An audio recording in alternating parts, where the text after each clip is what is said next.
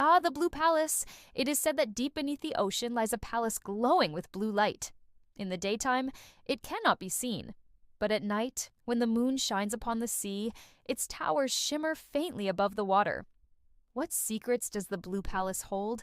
Let's find out in today's episode. Many years ago, there lived two close friends named Adrian and Lily.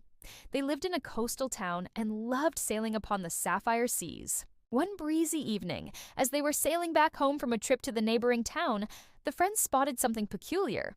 Several blue rays were descending from the sky, disappearing into the waves. Adrian and Lily exchanged glances. Neither had ever seen anything like it before. "Have you seen those blue rays, Adrian? It looks like a pathway leading to the bottom of the sea," Lily said with sparkling eyes.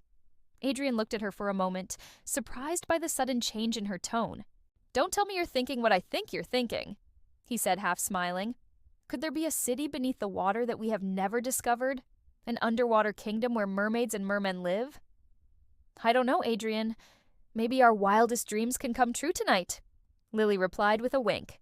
And so, driven by their curiosity and fueled by youthful enthusiasm, the two friends decided to follow the mysterious blue rays. As they approached the spot where the beams disappeared, the ocean suddenly rippled, revealing a sight that took their breath away. Beneath the surface lay a magnificent palace crafted from countless pearls and glowing lanterns. Its spires seemed to touch the moon above, casting dancing shadows on the waves. "Adrian, this place, it's like something out of a fairy tale," Lily exclaimed, her eyes sparkling with wonder. Adrian, though equally mesmerized, couldn't shake off a growing sense of unease. "Remember, Lily," he said slowly, "every enchanted place has a secret. We must be cautious." Taking a deep breath, Adrian and Lily prepared themselves.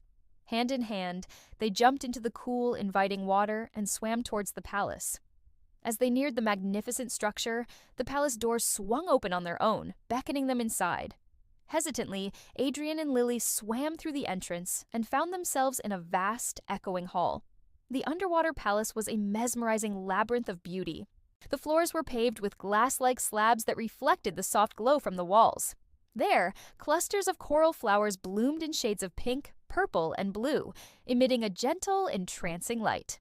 Chandeliers made of sea stars with glowing lanterns hung from the ceilings, casting dancing shadows on the walls. Strange fish with shimmering scales darted between the coral and the lanterns, their movements graceful and mesmerizing.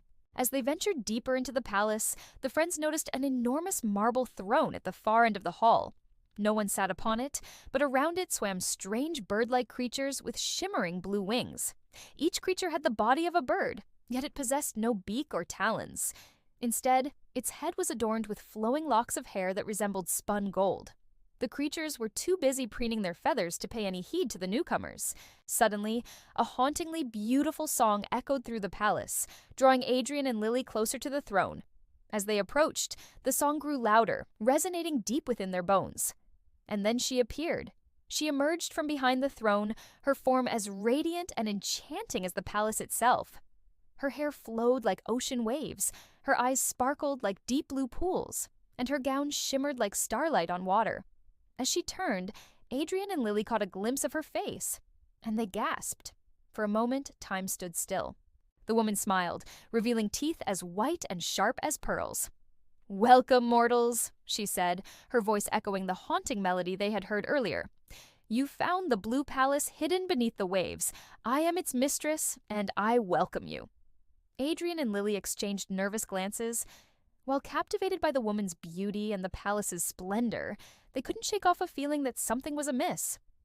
"Thank you for your warm welcome," Lily finally managed to say, trying to mask her unease with a smile. "But why have you brought us here?" The woman tilted her head, her smile widening. "Brought you here? I did nothing of the sort, little mortal. You came of your own accord, drawn by the palace's allure. Is there not beauty enough to satisfy you?" "It's just that," Adrian began, stepping forward. "We don't understand why you allowed us to enter. Shouldn't someone warn us of the dangers lurking in such an enchanted place?" The woman's smile faded, replaced by a look of icy disdain. "Dangers? What dangers? This palace means only peace and joy for those who enter its doors." "But," Adrian started, only to be cut off by the woman. Enough of these foolish questions, mortals. You are here now, and I assume you wish to stay." Suddenly, Lily gasped. On the watery floor below their feet, their reflections appeared, but the reflections were not smiling back at them as they should. They were slowly transforming into prison bars, closing in around them. What is this?" Lily stammered, her voice laced with fear. "Why are you doing this?" Adrian demanded, his tone echoing Lily's terror. The woman's smile returned, this time sharper than before. "Doing what?" "I merely showed you the truth, mortals. The truth that you are now prisoners of the Blue Palace, prisoners of my beauty." Adrian and Lily stared in disbelief as their reflections tightened their icy grip. "But how? Why?" Lily cried, her voice echoing through the vast hall. The woman approached, her eyes gleaming with triumph.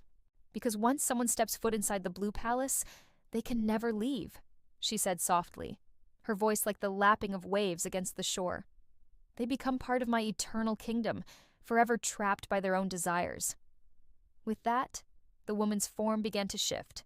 Her features sharpened, her eyes flashed, and a pair of shimmering wings unfurled from her back. She was no longer a beautiful woman, but a creature of nightmare, a mermaid of legend. The mermaid laughed, a chilling sound that echoed through the hall. "You cannot escape now," she said, her voice dripping with malice. "Your souls belong to the Blue Palace." Adrian and Lily screamed in terror as the mermaid approached. The blue-winged creatures stirred, their eyes glowing with anticipation. As if sensing their approaching doom, Adrian and Lily bolted for the palace doors. But as they ran, the mermaid raised her hand and the doors slammed shut with a deafening crash.